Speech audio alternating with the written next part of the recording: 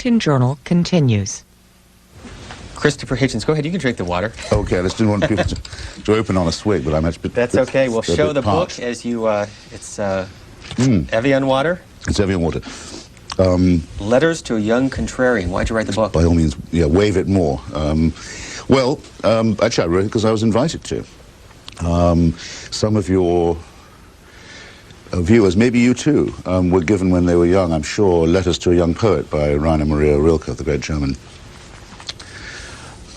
poet who received these touching letters from a young man who wondered if the poetic life could be lived or was worth leading, and he replied. And it's an exquisite little book, putting one's own efforts rather in the shade, but the idea of Perseus Books was to see if we could do this again. So, for example, you'll be thrilled to hear Jessie Norman has written Letters to a Young Diva, advice to someone who might want to emulate her. There's Letters to a Young Lawyer, I believe, and then me for those who are vaguely malcontented and might want to transfer their discontent into some sort of energy or perhaps into writing. So very tentatively, because it marks my definite accession into middle age, you don't get asked to write for the young unless you've become old. You have to face it. I write to, actually the people I write to are real. They're my students at the New School in New York where I teach part-time, and other students I've had in Berkeley and other places. So I always have someone in mind who's actually asked me a specific question. One of the people you write about, Václav Havel, why'd you include him in the book, and who is he, for those who are not familiar with him? Václav Havel is the president now of the Czech Republic, and he was the president of Czechoslovakia before it defederated itself. When it became again a free country in 1989 with the collapse of the Berlin Wall and of the Stalinist system. And the reason why I take him as an exemplary case is that he's a man who organized a massive national and civic resistance completely non-violently, completely successfully, just by writing, and writing ironically and teasingly about the self-evident absurdity of the system he was living under. And incredibly, it just fell down, you know, and it was brought down basically, I mean, it's exaggerating slightly, and it's a vaguely romantic way of putting it, but it's not really untrue. It's brought down by poets, playwrights, and essayists, and authors. So the way that he lived that life and made words into weapons has always struck me as an absolute fabulous 20th century story. Christopher Hitchens will be with us till the top of the hour. Our phone lines are open. They are divided regionally, and if you're watching us overseas or in Mexico and Canada, 202-628-0205. You refer to a man by the name of Santiago Alvarez, who you describe as the grand old man of Cuba cinema. Film was the special medium of the Cuban Revolution, and as he assured us, was unfettered, completely unfettered. Well, he said with a slight laugh, there is one thing that is not done. No satirical portrayal of the leader will be permitted, referring to Fidel Castro. Yeah. I said quite simply that if the main subject of Castro was off limits, then, in effect, there could be no real satire or criticism at all. By the way, I'm incredibly touched that you've got underlinings and notes in the margin and so on. I've read it. Thank you. And you'll agree, it's quite short and it's very reasonably priced and very nicely packaged. The perfect Thanksgiving and Hanukkah gift. I'll only have to say this once now. We'll keep showing the book. I want to ask you about the photograph, too. Yes, Santiago Alvarez, who I believe is still with us, was the author of a lot of very punchy, colorful, polemical Cuban films in the early 60s, the time when Cuba was considered a very exciting place, and not just on the left, and where a large number of very, very good film directors were then more or less free to work. Anyway, I went to Cuba in 1968 as a young leftist, and I was very interested to see if their claim was true. The Cuban claim was, our revolution is not going to be like Mao Zedong or Stalin, it's going to be different. It won't end up a kind of grey, conformist regime. So a lot of us were excited at the thought this could be true. And what I'm writing about here for my younger audience is, you know, what to do when you encounter disillusionment in a sense. I was very thrilled to invite to a seminar with Santiago Alvarez, whose films I'd seen. And I said, well, talk more about it, and then he said, well, we're very free here, it was very unfettered. There's only one limitation, you don't make jokes about the leader. And I said, well, Mr. Castro seems to be a kind of big factor in this revolution, so if you're leaving him out, he's off limits. That's not a detail, is it? And people began to look at me as if I was being uncooperative or disloyal. And it was a sort of early warning to me. Because unfortunately now, I mean, the Cuban cinema, there is still a Havana Film Festival, people do still go to it, but all the life and colour has gone out of Cuban cinema, and indeed of the Cuban Revolution. It's a tragedy. As you well know, there's a meeting going on today with Karl Rove, the senior advisor to the president, and some of Hollywood's executives. What role do you think Hollywood can play in what we're seeing in Afghanistan and elsewhere in the world? Good grief. None, I hope. I'd like to think I have an answer to any question you could possibly ask me. I haven't thought about this one, but I can't think that Hollywood can be much help either way. Well, let me go back to your words, and then we'll open it up to calls. You conclude your book by saying, and this may summarize the essence of the book, the high ambition, therefore, seems to me to be this, that one should strive to combine the maximum of impatience with the maximum of skepticism, the maximum of hatred, of injustice and irrationality with the maximum of ironic self-criticism. This would mean really deciding to learn from history rather than invoking it. It's not bad. It's quite well put. So what's the message? Well, the message is to try and live your life as if you were a free person, that you didn't have to wonder what anyone else's opinion was, that you should take the risk of believing that if you're the only person who thinks what you think, that still might well mean that you were right. In fact, though that loneliness often makes people wonder, because perhaps out of modesty they feel, well, if I feel this way and everyone else doesn't, maybe I'm crazy, or maybe there's something they know that I don't. I'm trying to encourage people not to think like that. You'll notice sometimes on chat shows, I'm sure, and call-in shows as well, people will often say, well, as so-and-so was just saying, and as I quite agree, and they're nervous, they don't want to speak in their own voice, they won't ever quite come out and say, this is what I think. What I'm trying to give people the confidence to do, in other words, is to not only think that even if you're the only one who thinks it, it could be true, but to imagine that actually, if the majority thinks one thing, it's more likely than not to be wrong. Where was the picture taken? The picture was taken in a studio in Georgetown earlier this year, just by the canal. And how many packs of cigarette do you smoke? It's a shameful admission. It depends on how long the day is, really. I mean, if I have a long day, I can go to 3 packs, which is, it'll kill me. I don't put advice to the young of any other kind in my book, but if there's anyone watching who is young, who does smoke, if they can stop now, they really ought to try. Would you if you could? Or have you tried to quit? I would. I think temperamentally, probably I'm meant to do it. I mean, some people are, and some writers, I think, have a relationship with both alcohol and nicotine that's creative destructive, but it's somehow, it's part of one's curse. I'm one of those. I can also handle it, but anyway, I mean, we mustn't get too pious and depressing on a Sunday morning, but if anyone's thinking of taking it up, definitely don't. Detroit, good morning for Christopher Hitchens. Good morning. Good morning. Hi. I have a son who I spent an hour on the phone with yesterday arguing about what's going to happen to the world, and he is probably personifying a lot of that last paragraph. Oh.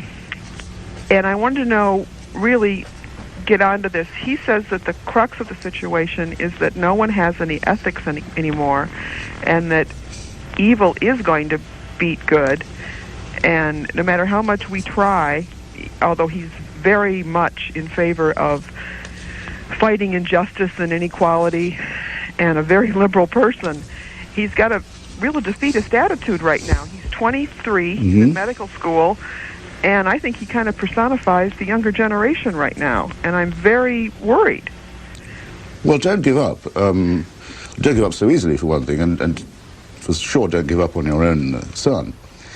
Let me see if I can encourage him, and perhaps you. I'm presuming that by evil and good you're referring to the current clash, okay? I'll make that assumption. This may sound awful, but I found a certain sense of exhilaration on September the 11th, which has not left me since. I thought, now here, if you want it, is the enemy in absolutely plain view. All the things I write about in my book, intolerance, racism, stupidity, religious cultism, the refusal to think, the refusal to allow skepticism, the denial of reason. There it all is, perfectly embodied and symbolized with its consequences, and its means are its ends. In other words, civilian murder, filthy, murderous attack on civil society is inscribed in the means and the ends. The means are dead bodies. They use civilians to kill civilians, if you follow me, if you can imagine the conditions on those planes in the last minutes. Right, I thought, okay, now I absolutely know what side I'm on. I don't need the president to tell me, and I hope very few people did. I've since then been to Pakistan, because I thought I'd better have a look. I've been to the Afghan front, because I thought I ought to. I've been to Kashmir, where I think the next war will be if we're not careful about it. And I've come to the following conclusion. Mr. bin Laden made an absolutely horrific mistake when he did what he did. It's horrific in every other sense too, obviously, as I've just said. But what he has done is now called for a holy war against the Jews, against the Christians, against, naturally, the secular world, people like myself, against quite a lot of other Muslims, and now, not many people have noticed this, against Hinduism as well. In other words, he's just made 1 billion enemies in India. Furthermore, by doing what he did, he derailed something that was happening in Pakistan, a very horrible thing that was happening there. Sorry to keep using the word horrible, but I would say, quite soberly, that within a year, maybe less, if the World Trade Center had not been destroyed and the other atrocities in Washington and Pennsylvania had not occurred, the Taliban and its allies, including Al-Qaeda, would have taken over Pakistan. Pakistan was being very rapidly Talibanized through its military oligarchy and the religious parties and Muslim jihad groups it's been sponsoring. They won't get hold of the Pakistani state now. They won't. And they won't get hold of its nuclear weapons, which they were hoping to do. And you hear all the time that there's a lot of Muslim opinion that favors Mr. bin Laden and thinks him as a hero. But what can he do for them? They can't go and join him in his cave, even if they want to. They can't go back to the 15th century with him or live in the desert with him either. What he demands of them is literally impossible. So there's absolutely no chance that he can win. I mean, you can exclude the possibility of the victory of evil. It cannot happen. And I think it might be, we might make some quite good friends in the battle against it. I would particularly recommend making a friend of the secular pluralist democracy of India, which has long been far too low on the United States list of countries to be well connected with. I think look forward very much to cooperating with India and repudiating tribalism, communalism, as the Indians call religious sectarianism. And so, you know, I get up every morning thinking, what can I do today to join the battle for, and extend the battle for, secular pluralist democracy, and to inconvenience and humiliate its foes. Our guest, Christopher Hitchens, who's also a contributing editor for this publication, Vanity Fair. This is what the December issue looks like. And inside, he writes, For Patriot Dreams, based on what the caller just brought up. We'll get a call from Dublin, Ireland. Go ahead, please. Hello, I'd like to say to Mr. Hitchens I enjoy his work very much. That's very kind of you, thank you. Thanks very much. I was wondering how you look on Mr. Clinton's, President Clinton's administration being somewhat asleep at the wheel with regard to bin Laden. I mean, it wasn't the first time bin Laden has struck. No, indeed. What do you think was his fault? Well, I can refer you to a chapter in my book about Mr. Clinton, which a book is called No One Left to Lie To, in case you wonder what I think about him in general. What I think about him in particular in this chapter, which is called Clinton's War Crimes, is that he did one of the worst things any president has ever done. He used American cruise missiles in a covert and surreptitious decision that was taken against the advice of most of his Joint Chiefs and his intelligence chiefs and diplomats, ostensibly to bomb a terrorist facility, as they call it, in Sudan, but actually in order to try and fool around with public opinion on the day that Monica Lewinsky was going back to the grand jury. It was, as we say in Washington, a wag the dog moment. He picked a target, excuse me, he picked a target which he knew was not a military facility, that was actually a factory making most of the pharmaceuticals and medicines for Sudan, gravely damaging the fabric of that society. He shot another couple of missiles into what he thought was Afghanistan. In fact, one of them landed in Pakistan, accidentally revealing the connection between the Pakistani army and bin Laden, because the missiles killed a couple of Pakistani officers who had no business being in a bin Laden camp, but were training infiltrators for Kashmir. And having made a complete fool of himself, having been exposed before the United Nations as having hit the wrong target for the wrong reasons in a shady week where he was trying to avoid impeachment, he dropped the subject of bin Laden altogether. It was a photo op moment for him. It failed. He then went on to basically ignore the whole question, even though a great deal more was accidentally disclosed about this network and what it had in mind for us. So, Los Angeles, good morning. I'm sorry. as with everything else about his presidency, it wasn't just 8 years wasted. It was 8 years we really ought to try and have back. It was the most deplorable presidency possible. Los Angeles, go ahead, please. Hi, thanks for taking the call. Good morning. I do have a question for Mr. Hitchens, but I'm curious, did you not write a book recently about Henry Kissinger? I did.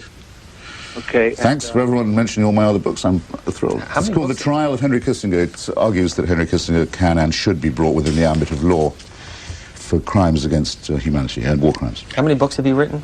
In my life, about 12 or so, 12, 13. Actually, it may sound conceited. I don't know. And some of them are pamphlets, really, rather than books. I mean, the full-length proper books, about 3. Collections of essays or short sub-books, maybe about another 5 or 6. Go ahead, caller. Thank you for being patient. Sure. I guess there's such a huge subject, and there's so many things that one would like to say, and time is so short. But I guess briefly, in answer to Daniel Pipe's question about what could we do for moderates, I think what we could do is pay them. I think it seems worldwide there's this struggle between labor and people in power, and it doesn't really matter what religion, what nationality, what age, what time in human history. It's always there.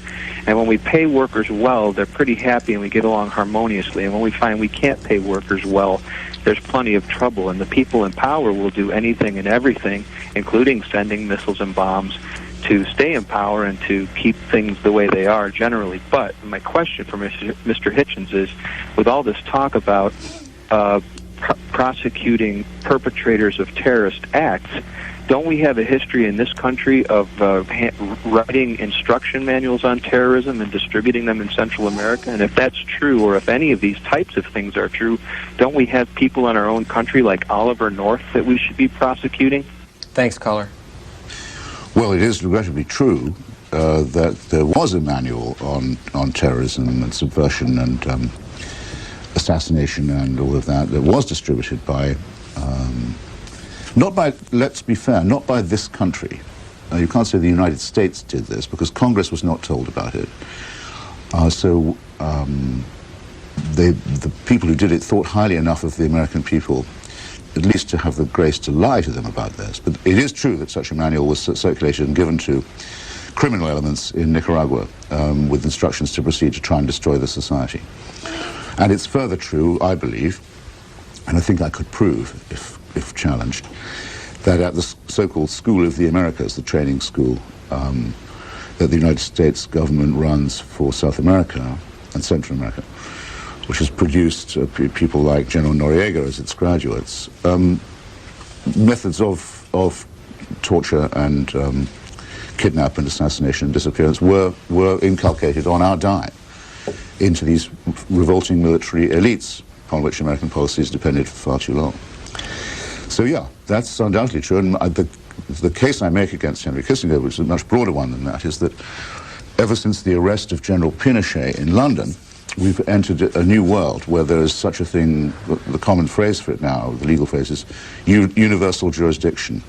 The war criminal and the, I find the word terrorist a bit vague, but let's use it for now. People like that are defined in law as the common enemies of humanity. They may be arrested and put on trial wherever they are found.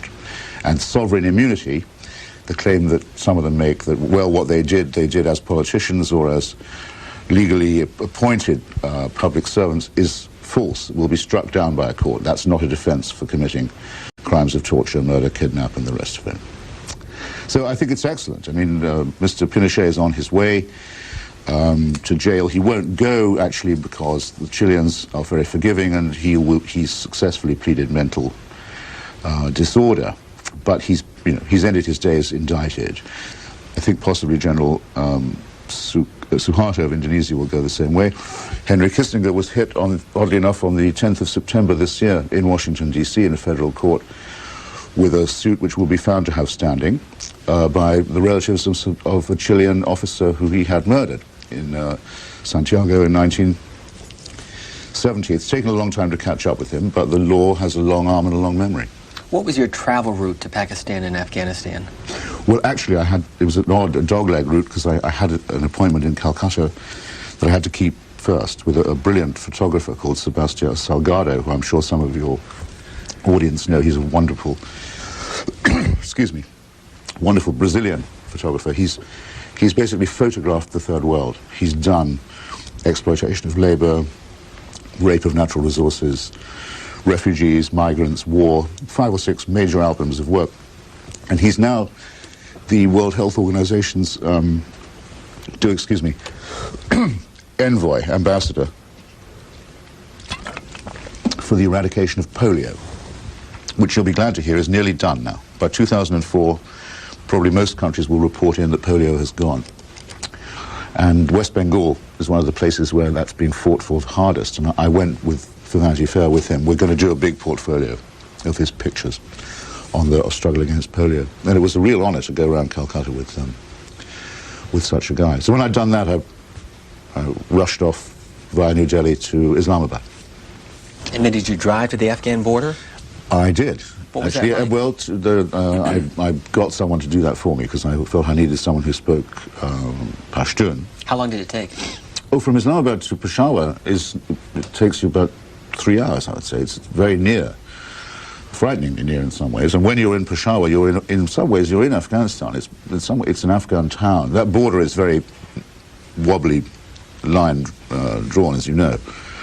And it's full of Afghan refugees. Very, very tense atmosphere at the moment. And you went, is it Balliol College in Oxford? Yes. How many colleges comprise Oxford? I think it's about 23. There's no such thing as a campus as such in Oxford. It's just around the middle of the town, which is a wonderful old medieval city. There are about, I would say now it's above 24, walled-in, enclosed buildings, cloistered buildings, each of them self-governing. So there's no such place as Oxford University, really. It's a mystery. We used to laugh, it was a favorite joke actually about American tourists, I'm sorry to say, when I was a kid. You'd meet someone looking very stranded, wearing Bermuda shorts, asking directions for the university, and you say, well, I can't help you. But you can come and have tea in my college if you like. Our next call is from Oxford, This is how we make people feel at home, you see. Go ahead, caller. How many colleges at Oxford? Is it 23? You know? I don't know. I thought it was 27, actually. Fair enough. Well, there are a couple of new ones since I was there. Okay. And of course now girls can share it all this too. Including Chelsea Clinton. Indeed, yeah. Go ahead, I'm sorry, caller. No, that's okay. I was at a meeting of the Oxford University Historical Society at Balliol the other night, just to make you feel at home. Very much so. And I very much appreciate your writing, especially in Vanity Fair, and the other work that goes on in that magazine, which is very good. Thank you. And I do wonder a little bit about the current crisis, whether I very much agree that this is an issue of the secular Enlightenment versus various sorts of fundamentalism. And I'm wondering against that background whether at least part of the problem is not the widespread cynicism in the world about the United States and the role of moral leadership being given President Bush is trying to give that moral leadership, so are other people in America.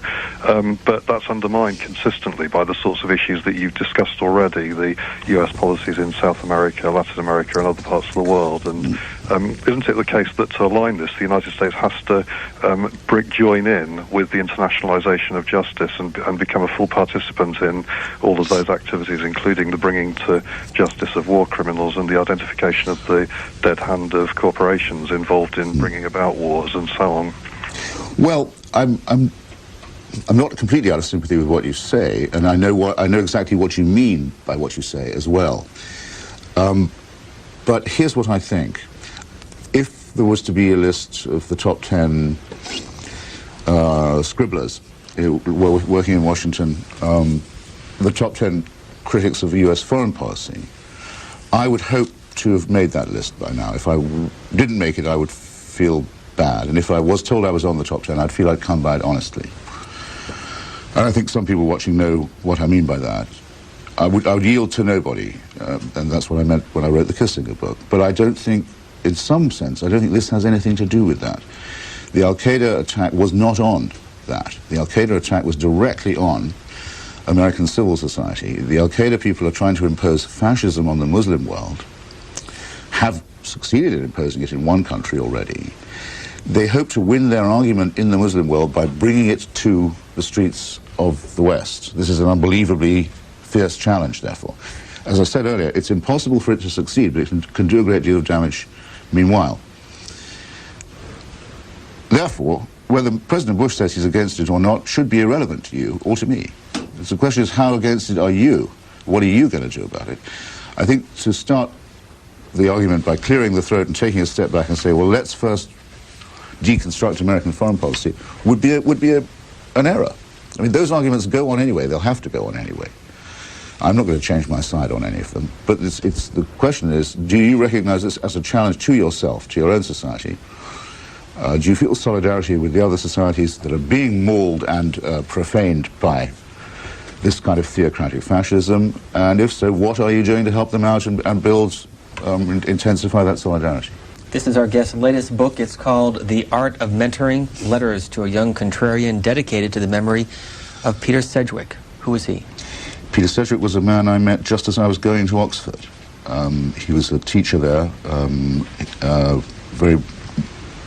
not a very well-known author outside his field, which was actually psychiatry, and the relationship of psychiatry to politics. And I met him when I was I must have been 17 or 18, at a meeting, since we're staying with the old town. It was actually in Oxford Town Hall. It was a rally against the atrocious war in Vietnam. And I asked a question to some communist speaker, a hostile question. And at the end of the meeting, this man came up to me and said, I thought that was a good argument you had, and blah, blah. And, anyway, we became friends, and when I went away to teach, which was not long after that, while I was waiting to go to Oxford, I taught in a boys' school down in the Western Peninsula in Devonshire. And we began to correspond.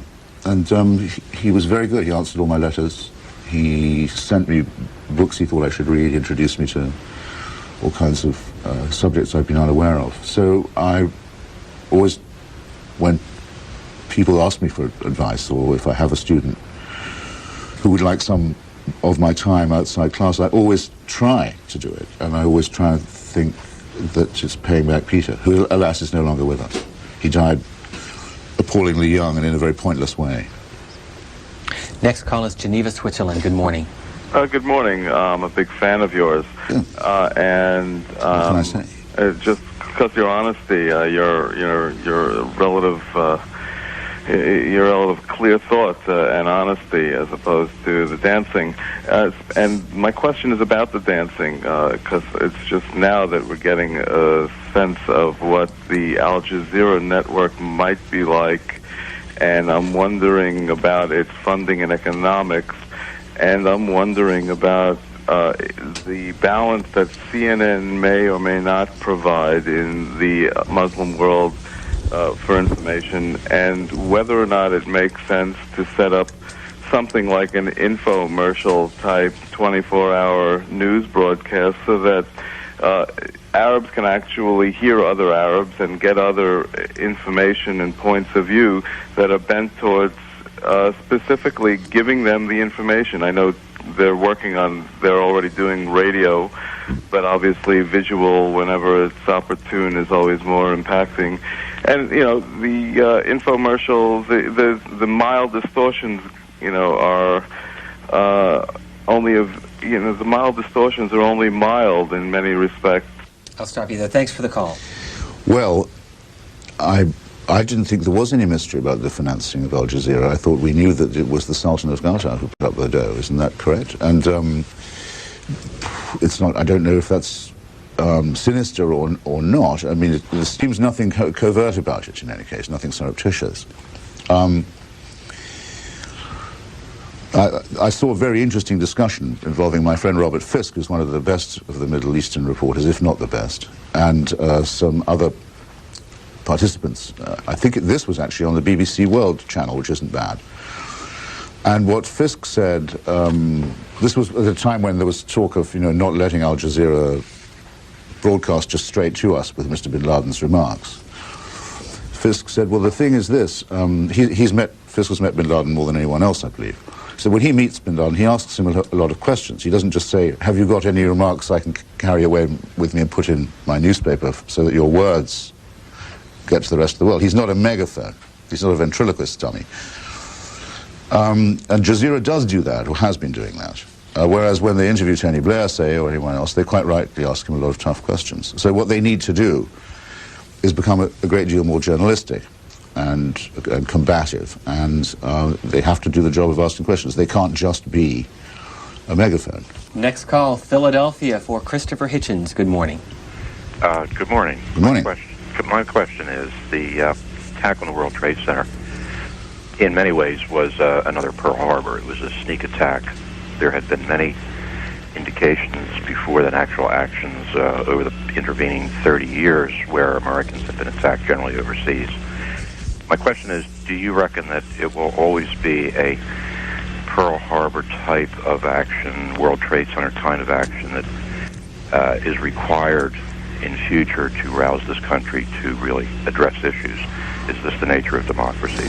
Thanks, caller. And if I could pick up as a segue to what you write in Vanity Fair, which is, more than I worry about flag waving, I worry about what will happen when the flag waving has to stop. All these ceremonies of emotion, from children's drawings to fund drives, are prone to diminishing returns. A time will come when fewer taxis fly the Stars and Stripes, and it could be just at that point that another awful wound is inflicted by covert and nefarious enemies. Yeah, I do worry about that. I also say in that piece that I think Pearl Harbor is the least useful comparison. I'm sorry to disagree with you, sir. Pearl Harbor was something that could have been and was predicted, not the day or the timing, but it was understood that the United States and Japan were maneuvering for an advantage in the Pacific, where the empires were going to clash, and probably the first clash would be naval.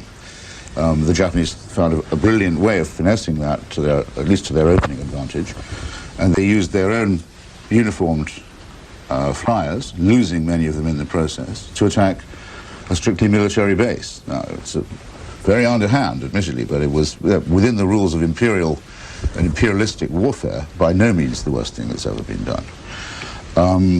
By contrast, the forces of Al-Qaeda use civilians as missiles to kill civilians.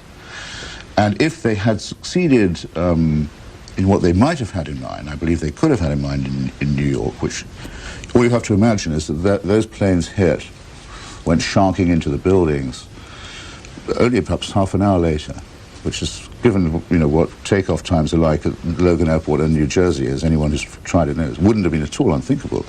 You could have factored that in. The buildings could have been nearly full. That's 50,000 people, as far as the attackers know.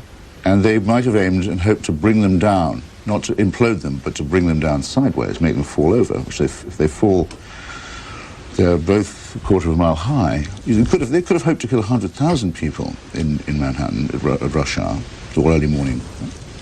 That would have been the Dresden of the Taliban.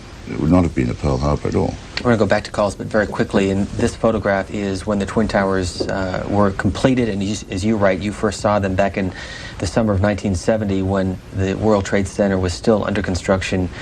Do you think they will, or should they rebuild the World Trade Center? I would say that I'm one of those who thinks it would be a bad idea. For one thing, I don't think it's possible to build on that site. I'm not a religious person. I don't believe particularly in the sacrosanctness of remains. I'm going to give my own carcass to science. I've already done so, in fact. But I think everyone has a natural revulsion against desecration. And this is like Antigone. This is the unburied bodies more or less in the streets. I don't think you can build on that. Next call from London for Christopher Hitchens. Thanks for taking my call, Mr. Hitchens. I like your comments, especially your view and opinion on India's position in the world, in the global economy today, and in the global political scenario. Especially your comment about secular, pluralistic, and democratic approach of India. As I compare the status of Pakistan pre-September 11th and now, I would like your opinion, especially when Pakistan used to be a vehement supporter of the Taliban and had diplomatic relations with the Taliban, was state-sponsoring terrorism, in fact also calling General Pervez Musharraf, the military dictator, calling some of the terrorists who've been banned by the Western world freedom fighters. And now, in the last 2 months, as you compare the status of Pakistan, where now they are being showered with military aid, 28 F-16s just been reallocated to Pakistan, $1 billion aid package, while some of the fundamentals still stay the same. I very much agree with you, and I've in my forthcoming piece in Vanity Fair, I rehearsed a lot of the same misgivings that I have about current US policy. I think it's far too indulgent to the Pakistani military oligarchy, which is the problem in the first place. Mr. Bush, in his opening speech, said, we will make no distinction, if you remember, between the Taliban and Al-Qaeda and those who harbor them. Well, this is more the Pakistani military oligarchy and the Saudi Arabian ruling family have done much more than harbor Al-Qaeda. The Taliban, they have sponsored, incubated, and paid for, armed, helped, and trained them, and installed them, riveted them upon the luckless people of Afghanistan, who, in a history of having had some very depressing governments, have never had anything as horrifying as this. It's slavery, penury, beggary, destitution. That's what they've done to the Afghan people. Think what they would do to us. So, I thought that, I thought and think that the dependence of the United States policy on not really owning up to that, because we'd rather say we had Muslim friends than say what ought to be said about General Musharraf and the Saudis.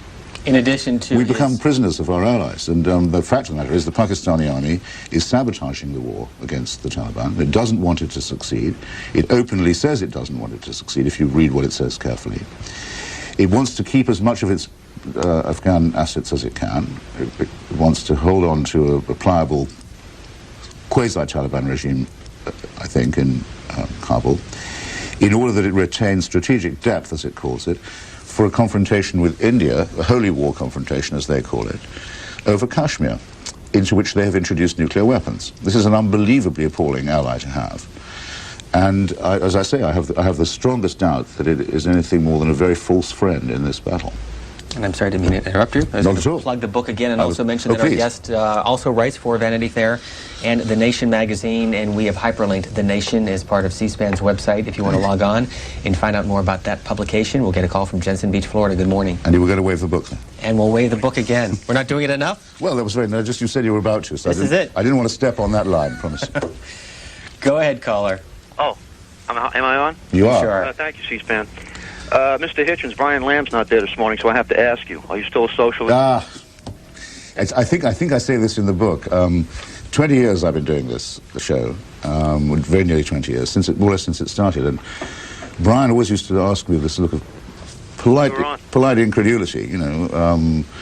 You said you were a socialist, wow, you know, and then it became a habit. Every time I came back on, he'd say, well, by the way, I haven't checked lately, are you still? And every time I'd say, sure, I would never be pushed off position of principle like that, and I knew that one day he thought, I'll ask him and he'll say, no, I've rethought it. And then I started to think, I'm not going to give him the satisfaction.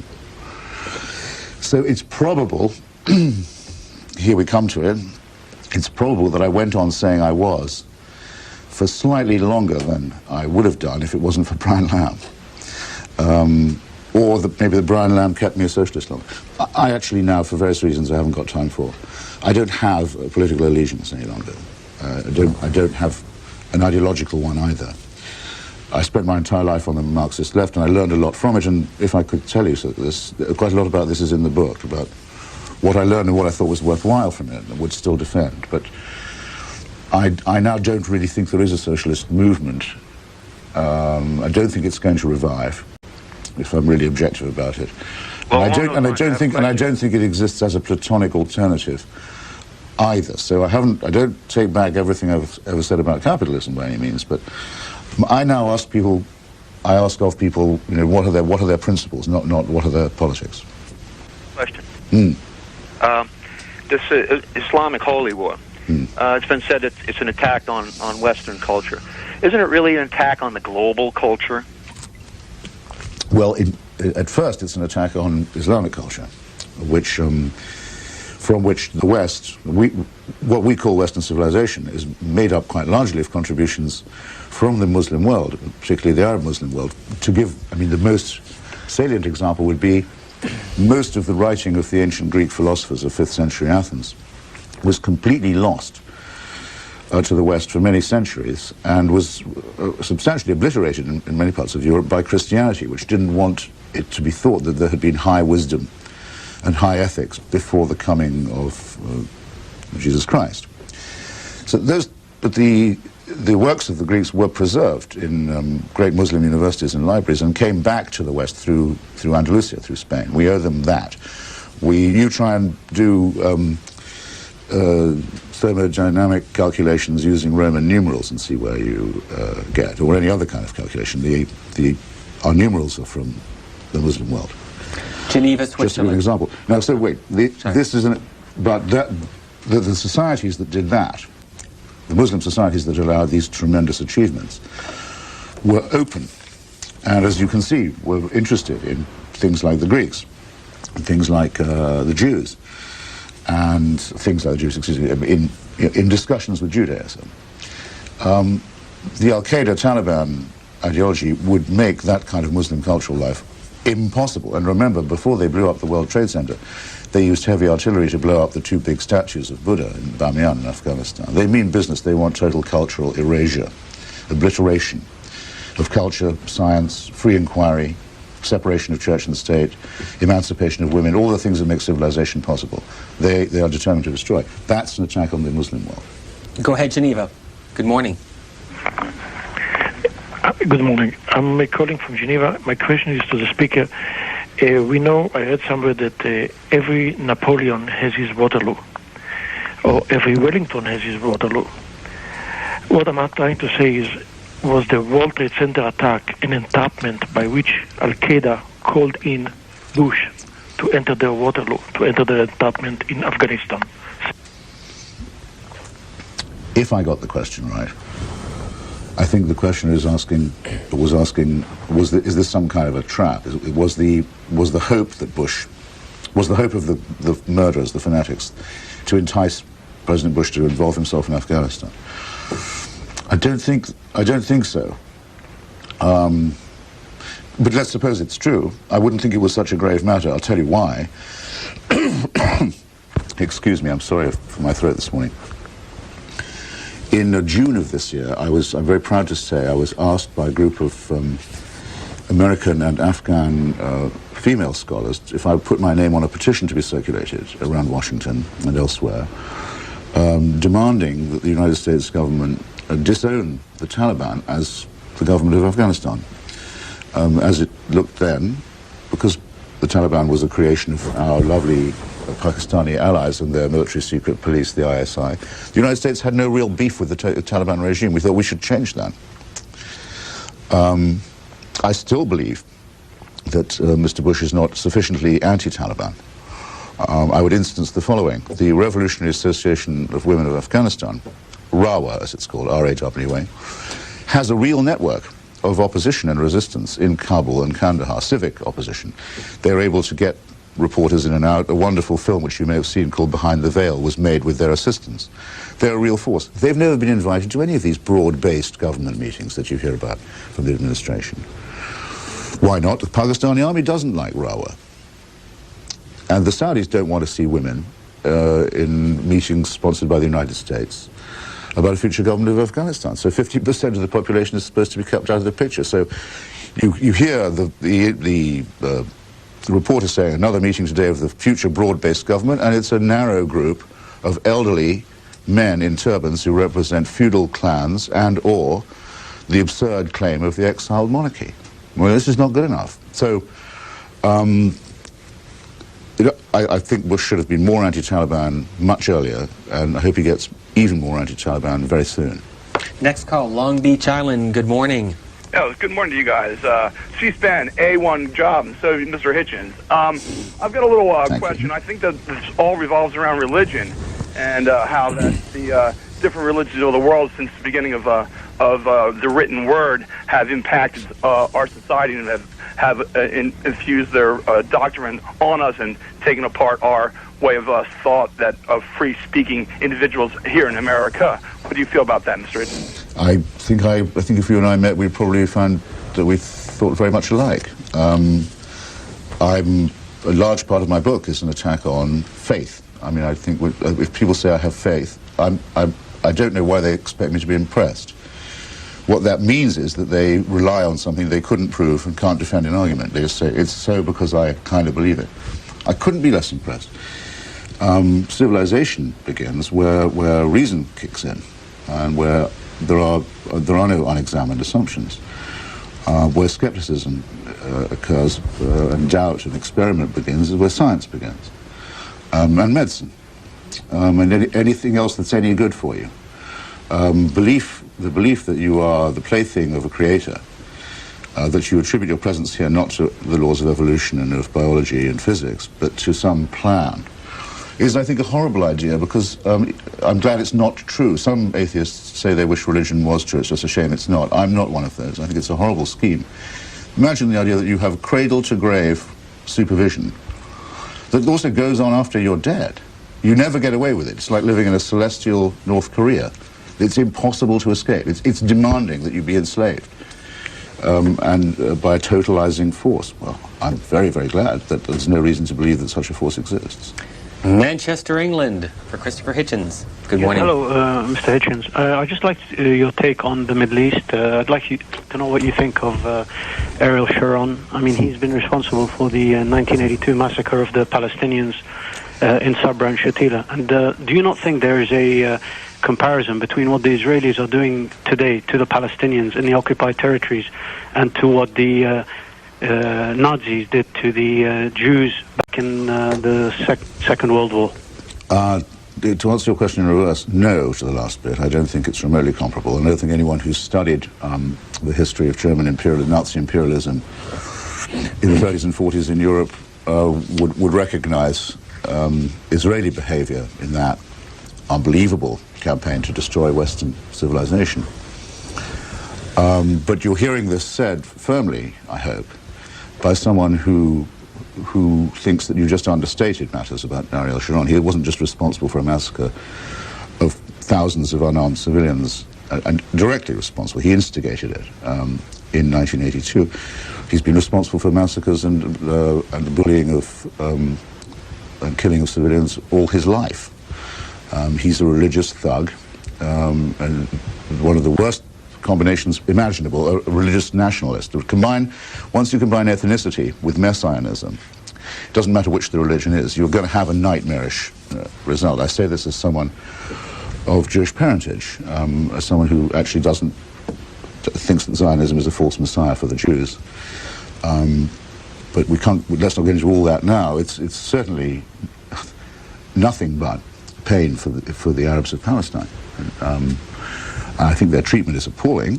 I think they should have had a state of their own a long time ago. Even the Balfour Declaration, which founds the moral conditions for the Zionist state, says that the rights given to Jews in Palestine must be matched by the rights given to what is called rather contemptuously the native population. Well, I certainly am not prepared to demand as a Jew that an Arab born in Palestine should have less rights there than I, born in Portsmouth, as it happens, should have.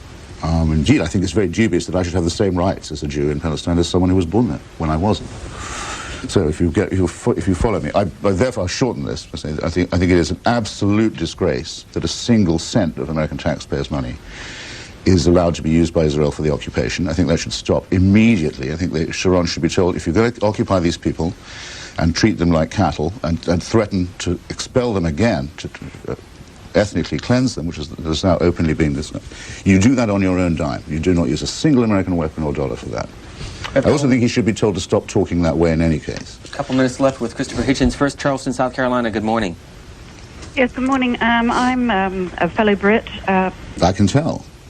Absolutely. I think we're about the same age also. I'm just wondering... what is that in your... I'm glad you asked and not me. I can't not ask. Well, I'll just leave that open for speculation. Often wonder how old I seem. I just was wondering what you feel about the British role in this, that in the past generations we've done so much to inflame this region. What do you feel that we possibly can do as rather a poor, second-rate nation today with Tony Blair? Oh, don't be so modest. And also, just what did you study at Balliol? I studied philosophy, politics and economics. Did I get that question quite right? How would you size up Tony Blair? Oh, well, I don't come, even when I'm no longer a member of the Labour Party, but when I was not on the same wing as the one that's produced him.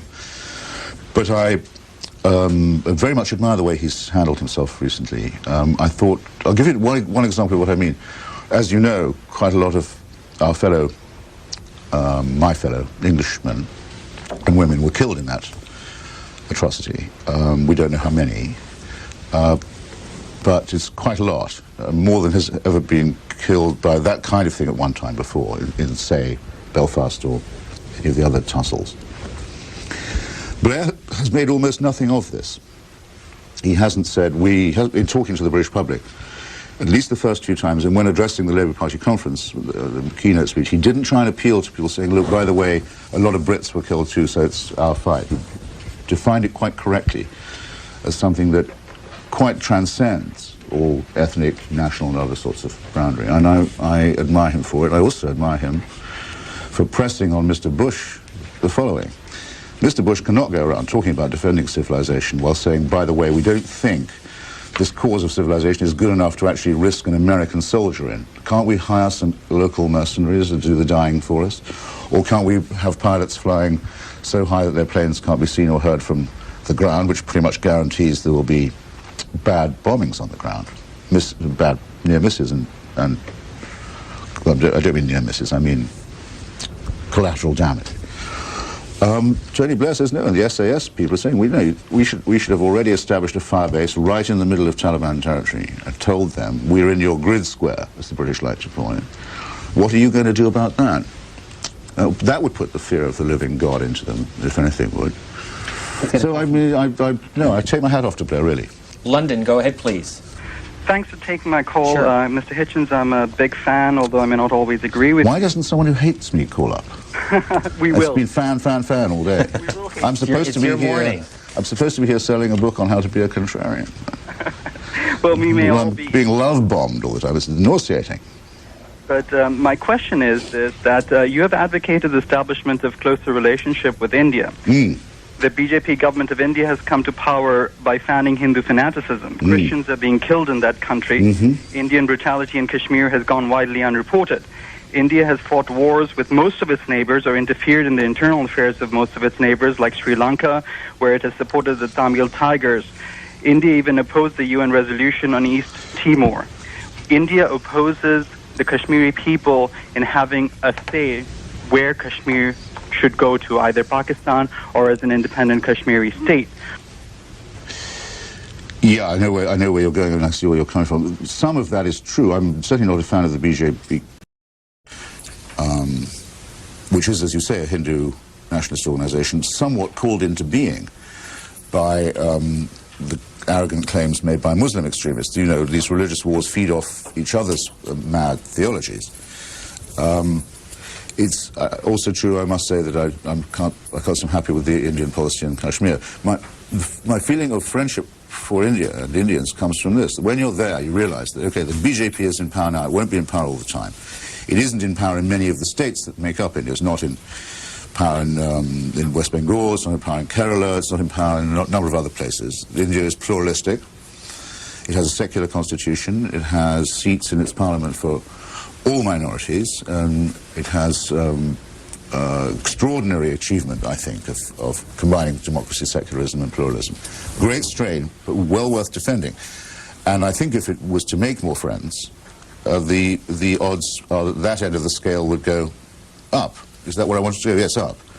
And the other end of the scale would go down, the more depressing things that you mentioned. On Kashmir, listen, no Indian is completely happy with the way that Kashmir is governed, but it is the fact that in 1977 there was an election in Kashmir. It was endorsed by Sheikh Abdullah, the leader of the Muslims of Kashmir, the charismatic leader of Islam, and it did not vote for Pakistan.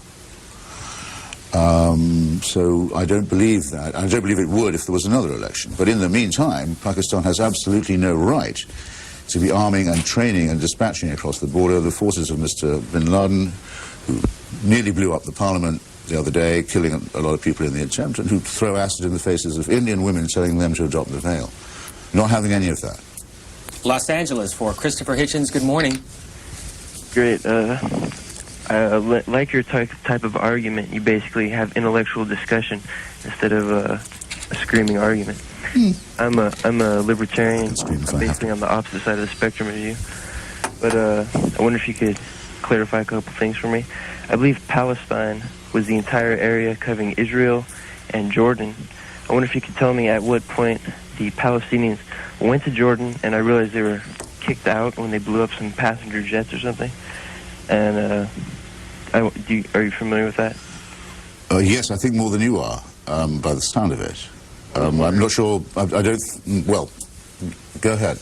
Basically revolved around the Palestinians that were from Israel. I don't understand if there's 22 Arab states, why they have to take over Israel. Well, there are 49 American states. If someone told you couldn't, apart from the one you're sitting in, if someone told you actually we would rather have your bit of Los Angeles for ourselves, from now on, this will only be this. You can only be a landholder or a householder here if you profess the, let's say, Muslim or Buddhist faith. Otherwise, get out. This bit's ours. You're happy to go to Colorado on that basis? I don't think so, and I think if you think about it, you wouldn't insult anyone else by treating them, their society or their country as disposable as that. The Palestinians do not feel that God gave the land to someone else and they therefore have to be flung out. And I completely agree with them. They've every right to resist that ridiculous proposal. By the way, could I just say, though, if you say you're a libertarian, though I must say you sound like an authoritarian where Palestinians are concerned, if you are a libertarian, you may find some nourishment in my book where I say that in the same breath as I mourn the decay of some of my socialist allegiances, that deep down, I mean, I've always been a sympathizer of the libertarian anti-statist point of view, and one of the things that attracted me to socialism in the beginning was the idea of the withering away of the state. Anyway, you might get some amusement out of it. Keeps coming back to the book. You figured out a way to promote it. This is America on message. Last call from Leeds, England for Christopher Hitchens. We have about a minute left. Go ahead, please. Caller, are you with us? Hitchens, I'm another big fan of your work. Not again. I read a brief serialization of your novel in The Guardian yesterday. It read like a novel, did it? That's nice. It's the same book. Wrong word, I apologise. No. But do you still have hope in the face of all this religious intolerance, which I see on a local basis, living among Muslim communities, young Muslim youth, and then on a global reach? There's a lot of religious intolerance, and it's very easy to portray that as coming from the Islamic side of the world, although obviously it's both sides. Do you still have hope? Does this not feel like a clash of civilizations? My view about that is it isn't a clash of civilizations, no, because there's too much civilization on what other people would otherwise call the other side, the Muslim side. But there's a very big clash of worldviews, and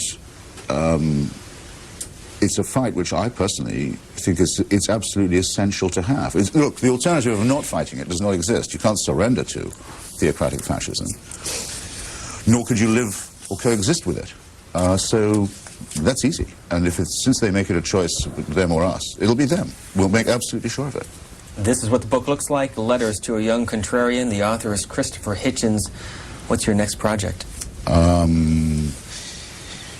In the year 2003, it will be the centennial of George Orwell, the centennial of George Orwell's birth. And I've written a book which will come out in the middle of next year, saying why I think he was one of the most important writers of the 20th century and should be honored again. So I think we haven't got a title yet, but provisionally it's called The Victory of George Orwell. We thank you for joining us. Come back again. It was a pleasure. Thank you. By the way, C-SPAN made a mistake, and we want to correct it in our coverage of the UN General Assembly, which, by the way, was originally scheduled to meet in late September, postponed because of the events of September the 11th, and meeting throughout the next week. We had misidentified one of the speakers. It was South Korean Prime Minister Lee Han-dong. We had identified him as the North Korean Prime Minister. He, of course, is the South Korean Prime Minister. We apologize for that mistake, and we thank our audience for letting us know about that. Speaking of C-SPAN coverage of the events in New York City and on this Veterans Day here in Washington at Arlington National Cemetery, Vice President Dick Cheney will be among the speakers. Our live coverage will get underway in about 25 minutes with the musical interlude and the remarks getting underway at 11 o'clock. President Bush is at the site of the World Trade Center for a ceremony that will take place this afternoon at 1:30 East Coast time, 10:30 for those of you in the West Coast, and we'll have live coverage of that again here on C-SPAN. Don't forget to check out American Politics tonight, which will include Karl Rove, who spoke to a conservative group here this past Thursday, and Senator Joe Lieberman, who was up in Manchester, New Hampshire, speaking to New Hampshire Democrats. That's American Politics and Book Notes. The topic tonight is a new book, Roosevelt's Secret War, followed by Prime Minister's Questions, which is seen tonight at 9 Eastern, 6 o'clock for those of you in the West Coast. And Peter Bergen, who is out with a book called Holy War Incorporated, will be here tomorrow morning to take your calls. His book, by the way, is previewed in the Washington Post book section today. And a reminder on C-SPAN 2. It was serialized in Vanity Fair this week. It is? Yep. Thank you. Great book. A great issue of the magazine, too. The book, that's okay. Judith Miller's book, Germs, Biological Weapons and America's Secret War.